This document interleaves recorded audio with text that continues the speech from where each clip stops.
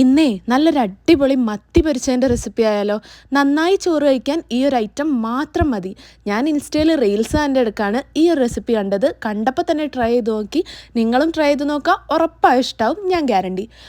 Stove ഓണാക്കാതെ തന്നെ ഒരു പാനിലേക്ക് കുറച്ച് വെളിച്ചെണ്ണ ഒഴിച്ചിട്ട് മഞ്ഞപ്പൊടിയും മുളകുപൊടിയും ചേർത്ത് ഒന്നിളക്കി യോജിപ്പിച്ചെടുക്കാം. ആവശ്യത്തിന് ഉപ്പും കൂടെ ചേർത്ത് ഇനി സ്റ്റൗ ഓണാക്കാം. സ്റ്റൗ ഓണാക്കി നമ്മളൊന്ന് എണ്ണ തെളിഞ്ഞു വരുന്നത് വരെ വെയിറ്റ് ചെയ്യാം. അതിനുശേഷം നമുക്കതിലേക്ക് കുറച്ച് ചെറിയുള്ളി ചതച്ചത്, ഇഞ്ചി വെളുത്തുള്ളി പേസ്റ്റ് ചേർത്ത് ഒന്ന് മൂപ്പിച്ചെടുക്കാം. ഈ ഒരു പരുവായി വരുമ്പം നമുക്കതിലേക്ക് കുറച്ച് ക്രഷ്ഡ് ചില്ലി കൂടി ആഡ് ചെയ്ത് കൊടുക്കാം.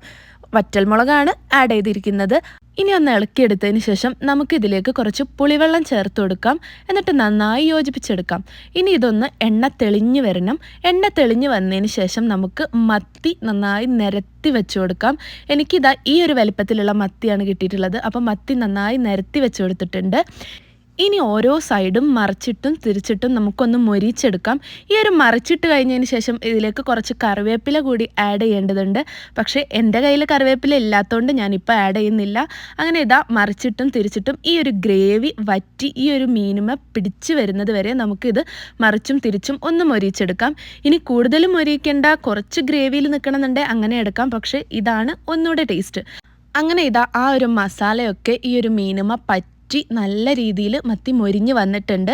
ഇനി കുറച്ച് ചോറിലേക്ക് കുറച്ച് ഒരു ഗ്രേവിയും 2 മീനും ഒക്കെ വെച്ച് ആ ഒരു മസാലയും ആ ഒരു മീനും ഒക്കെ കൂട്ടി കുഴച്ച് നമുക്ക് ഈ ഒരു ചോറ് കഴിക്കാം. ഞാൻ സത്യം പറയാം, നിങ്ങൾക്കിത് എന്തായാലും ഇഷ്ടമാവും. എല്ലാവരും ട്രൈ ചെയ്ത് നോക്കുക.